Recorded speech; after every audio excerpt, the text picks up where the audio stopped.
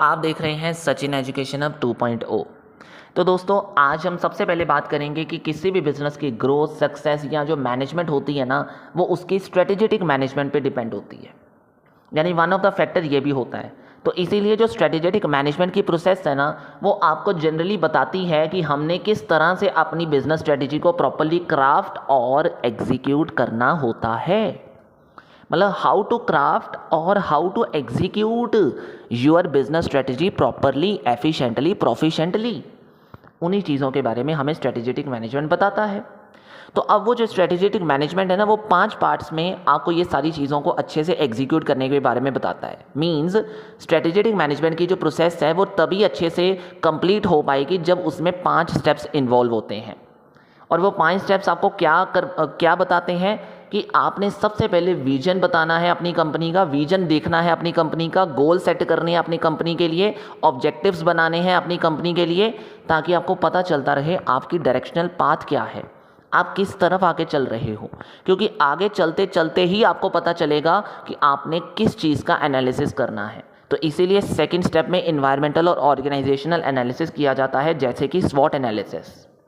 फिर उसके बाद आते हैं फॉर्मुलेट दी स्ट्रेटेजी, यानी फिर उसके बाद डिसाइड किया जाता है एनालिसिस करने के बाद कि किस तरह की स्ट्रेटेजी कंपनी को बनानी चाहिए। और जिस तरह की भी स्ट्रेटेजी या जिस तरह की भी कॉम्बिनेशन ऑफ स्ट्रेटेजी डिसाइड की जाती है ना, फिर उसको इम्प्लीमेंट करने का काम होता है। यानी इफेक्टिवली उस चीज़ को किस बेसिस पे इम्प्लीमेंट करना है वो देखा जाता है। और जब वो चीज़ इम्प्लीमेंट हो जाती है तभी हमारा काम ख़त्म नहीं होता। वी हैव टू इवेल्युएट और control the strategy as well. मतलब हमें उस स्ट्रेटेजी को प्रॉपरली स्टडी भी करते रहना है टाइमली बेसिस पे, और अगर कहीं पे ज़रूरत पड़ जाए तो उसकी कंट्रोलिंग के लिए उसकी परफॉर्मेंस को चेक भी करते रहना है। ठीक है जी। तो ये 5 स्टेप्स आज हम डिस्कस कर रहे हैं, जिसमें सबसे पहले बात हम किस चीज़ की करने वाले हैं कि कंपनी को अपने विजन को सेट करना पड़ेगा, मिशन बनाना पड़ेगा, गोल्स बनाने पड़ेंगे, ऑब्जेक्टिव्स के बारे में बात करनी पड़ेगी। तो वही चीज़ें हैं कि सबसे पहले कंपनी को ये देखना पड़ेगा उनका डायरेक्शनल पाथ क्या है, यानी कंपनी किस डायरेक्शन में जाना चाहती है, कंपनी की डायरेक्शन कौन सी है, मतलब कंपनी क्या अचीव करना चाहती है, what is the end point जहाँ पे कंपनी पहुँचना चाहती है। यानी सबसे पहले ये चीज़ें डिफाइन करना ज़रूरी होगा। यानी सबसे पहले आपको डायरेक्शनल पाथ डिसाइड करना पड़ेगा, रोड मैप देखना पड़ेगा, ब्लूप्रिंट डिज़ाइन करना पड़ेगा। ठीक है। और जब ये ब्लूप्रिंट डिज़ाइन हो जाता है तब आपको धीरे धीरे उस चीज़ को मिशन में बदलना है। मीन्स ये नहीं कि मिशन पहले होता है, वैसे विजन से पहले मिशन आता है। कि मिशन मतलब जो आपको ये बताता रहता है बार बार, या फिर जो लोगों को बताने में मदद करता है कि कंपनी का पर्पस क्या है, यानी कंपनी के एग्जिस्ट होने का रीज़न क्या है, कंपनी क्या करने के लिए बनी है, कंपनी क्या कर रही है, और कैसे कंपनी इन चीज़ों में बेनिफिट कमा रही है। ये सब चीज़ों के बारे में हमें कौन बताता है?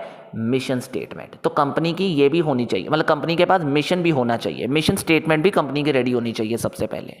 फिर उसके बाद कंपनी को गोल एंड ऑब्जेक्टिव्स पे ध्यान देना है कि जो मैनेजरियल पर्पस होता है ना कंपनी का, वो यही रहता है कि उन्होंने एक ऐसे ऑब्जेक्टिव सेट करने हैं जिससे वो अपने विजन को टारगेट्स में बदल सकें और धीरे धीरे उन टारगेट्स को रिजल्ट्स में हासिल कर सकें, मतलब उनका आउटकम हासिल कर सकें। और जब वो आउटकम अच्छा आ रहा है और पॉजिटिव नज़र आ रहा है तो वो मोटिवेशन कहीं ना कहीं उनको विजन तक ले ही जाएगी, वहाँ तक पहुँचा ही देगी। तो ये सबसे पहले आपके सामने होना चाहिए। मीन्स कभी भी किसी स्ट्रेटेजिक मैनेजमेंट को अच्छे से करना चाहते हो तो उसके अंदर vision, mission, goals and objective पहले नंबर पे सेट होना ज़रूरी। ठीक है जी। सेकंड आता है कि जब भी आप स्ट्रेटेजिक मैनेजमेंट प्रोसेस की बात कर रहे हो तो सेकेंडरी आपको इन्वायरमेंटल और ऑर्गेनाइजेशनल एनालिसिस करना पड़ेगा।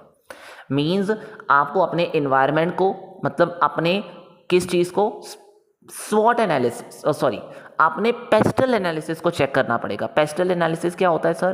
पेस्टल मतलब अपने पॉलिटिकल इन्वायरमेंट को, कह लो कि लीगल इन्वायरमेंट को, सोशल इन्वायरमेंट को, इकोनॉमिक इन्वायरमेंट को, इन्वायरमेंटल एनालिसिस, मतलब इन सब चीज़ आपने सारे 5 पढ़े हुए हैं ना। मतलब मेनली क्या है कि political, legal, economic, social, technological, ये जो आपने मेन इन्वायरमेंटल एनालिसिस पहले भी पढ़े हुए हैं, उन्हीं को इस कैटेगरी में आपने एनालाइज करना है।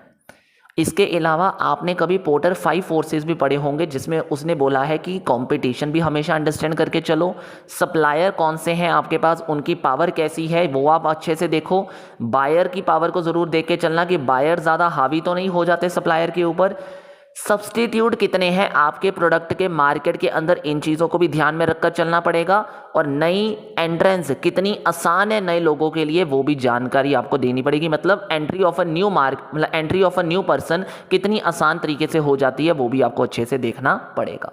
ये एनालिसिस आपको सबसे पहले तब करना पड़ेगा जब आप इन्वायरमेंटल एनालिसिस की बात कर रहे हो। और सेकेंडली उन्होंने बोला अगर आप ऑर्गेनाइजेशनल एनालिसिस करना चाहते हो तो उसमें जनरली अपने स्वॉट एनालिसिस को अंडरस्टैंड करो, उसमें अपने स्वॉट एनालिसिस को अंडरस्टैंड करो, मींस आपकी इंटरनल स्ट्रेंथ क्या रही है और आपकी इंटरनल वीकनेस क्या है। थर्ड नंबर पे अब आपके पास आता है स्ट्रेटजी को कैसे फॉर्मुलेट करना है, कैसे नहीं, कैसे तो आएगा ही, किस तरह की स्ट्रेटजी को फॉर्मुलेट करना चाहिए, किस तरह की किस तरह की स्ट्रेटजी आपको फॉर्मुलेट करके चलनी है। यानी कभी होता है कि एक तरह की स्ट्रेटजी भी आपको यूज होनी, कभी कभार होता है कि एक ही स्ट्रेटजी से सारा काम चल जाता है, और कभी होता है कि हमें बहुत सारी स्ट्रेटजी को कंबाइन करके वो काम करना पड़ता है। तो इसीलिए बोला जाता है कि there are lot of strategy use by the company. Number 1 is corporate strategy. Corporate strategy का अगर मैं बात करूं तो ये एक स्ट्रेटजी ऐसी स्ट्रेटजी है जिसमें हम बिजनेस के स्कोप को, अगर हम बिजनेस के स्कोप को डिटर्मिन करना चाहते हैं या उसके बारे में बात करना चाहते हैं इन टर्म्स ऑफ मार्केट और इंडस्ट्री, तब आपको कंपनी की स्ट्रेटजी काम आएगी। अगर आप बिजनेस स्ट्रेटजी को बनाना चाहते हो यानी बिजनेस स्ट्रेटजी से आगे चलना चाहते हो, मीन्स आपका फोकस क्या होना चाहिए कि आपका कंपटीशन क्या है, means how the organisation compete with in the industry. अगर आपका फोकस कंपटीशन लेवल पे है तो आपको कौन सी स्ट्रेटजी देखनी पड़ेगी या कौन सी स्ट्रेटजी फॉर्मुलेट करनी पड़ेगी, बिजनेस स्ट्रेटजी। अगर आपका फोकस किसी स्पेसिफिक डिपार्टमेंट के फंक्शंस या किसी स्पेसिफिक डिपार्टमेंट की वर्किंग के ऊपर है तब आपको फंक्शनल स्ट्रेटजी लेकर आनी पड़ेगी, यानी उसको फॉर्मुलेट करना पड़ेगा।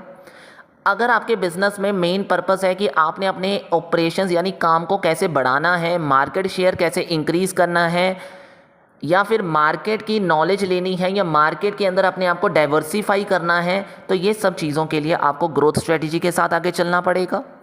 और अगर आपके माइंड में है कि मैंने सिर्फ करंट ऑपरेशंस को देख के चलना है, मैंने कोई फ्यूचर प्रोस्पेक्टस नहीं रखना अपने माइंड में और किसी भी चेंजेस को ज़्यादा ध्यान में नहीं देना, तब आपके लिए स्टेबिलिटी स्ट्रेटजी को बनाना सही रहेगा।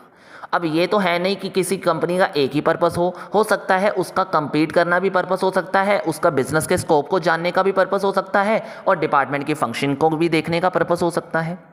तो इसीलिए कई बार कॉम्बिनेशन ऑफ स्ट्रेटजी का इस्तेमाल भी किया जा सकता है, मींस सभी स्ट्रेटजी को कंबाइन करके भी यूज किया जा सकता है। अब जब फॉर्मुलेट इन्होंने कर लिया तो इनका अगला स्टेप, यानी अब ऑब्वियस सी बात है हर एक कंपनी का अगला स्टेप क्या होगा, जब आपने फॉर्मुलेशन अच्छे से कर ली तो next step should be implementation.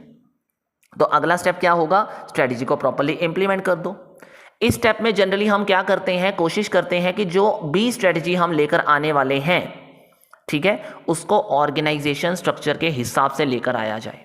मतलब जो हमारे ऑर्गेनाइजेशन में एम्प्लॉयज़ काम कर रहे हैं उस हिसाब से वो अपने आप को मैनेज कर सकें, इस तरीके से स्ट्रेटजी को इंप्लीमेंट करना चाहिए। क्योंकि इसमें कहीं ना कहीं आपको मैनेजमेंट को चेंज करना पड़ सकता है, आपको बहुत चीज़ों को बदलना पड़ सकता है, बहुत सारे रिसोर्सेज की ज़रूरत पड़ सकती है, तो कहीं ना कहीं आपको अपने ऑर्गेनाइजेशनल स्ट्रक्चर को देखते हुए ही स्ट्रेटजी को अच्छे से इम्प्लीमेंट करना चाहिए। तो इसीलिए बोला जाता है कि अगर कंपनी कोई ग्लोबल एक्सपेंशन करना चाहती है तो उसको डिसेंट्रलाइजेशन करना पड़ेगा, उनको अपने ऑपरेशंस को बांटना पड़ेगा। एक बंदा उन ऑपरेशंस को संभाल नहीं सकता। अगर आप ग्लोबल एक्सपेंशन करना चाहते हो तो आपको अपनी पावर दूसरे हैंड में देनी ही पड़ेगी, ठीक है। अगर आप रिसोर्सेज को एलोकेट करना चाहते हो, चाहे फाइनेंशियल, ह्यूमन या टेक्नोलॉजी रिसोर्सेज की बात कर लो, तो कहीं ना कहीं वो प्रॉपरली होने चाहिए अगर आप अपनी स्ट्रेटजी को बेटर वे में एग्जीक्यूट कर रहे हो तो।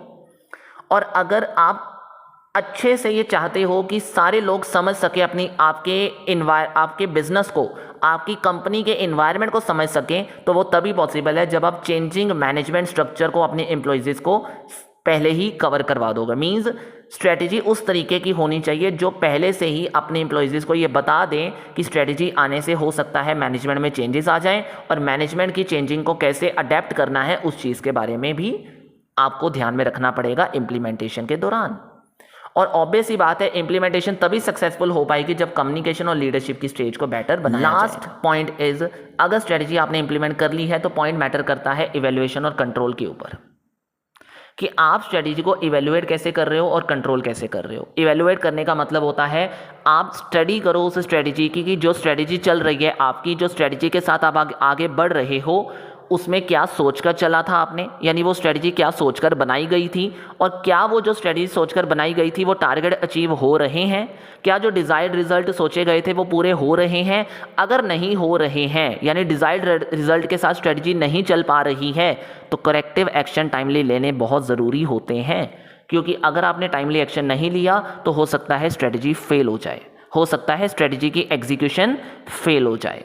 तो इसीलिए स्ट्रेटजी की इवेल्युएशन और कंट्रोल करना मच इंपॉर्टेंट है इंस्टेड ऑफ इम्प्लीमेंटेशन। इम्प्लीमेंटेशन से भी ज़्यादा इसके ऊपर ध्यान देना ज़रूरी होता है, क्योंकि लॉन्ग टर्म वर्किंग के लिए, लॉन्ग टर्म विजन हासिल करने के लिए आपको इवेल्युएशन और कंट्रोल करके उसकी एडजस्टमेंट प्रॉपरली टाइम पे करनी पड़ेंगी, अगर आप उस चीज़ को लॉन्ग टर्म तक लेके जाना चाहते हो, अपने बिजनेस को ग्रो करना चाहते हो। ठीक है जी, तो आई होप आपको ये जो प्रोसेस है बहुत अच्छे से समझ आ जानी चाहिए अब, और अगर आ गई है तो वीडियो को जल्दी से लाइक और शेयर करके जाइएगा। 5 स्टेप्स हैं विद एग्जांपल्स अच्छे से समझिएगा। आई होप आपको अच्छे से समझ आ गया होना चाहिए। अगर आ गया है तो वीडियो को लाइक और शेयर करके जाइएगा, और चैनल को सब्सक्राइब करके भी बेल आइकन दबा के ज़रूर जाइएगा। Thank you so much, have a very nice day.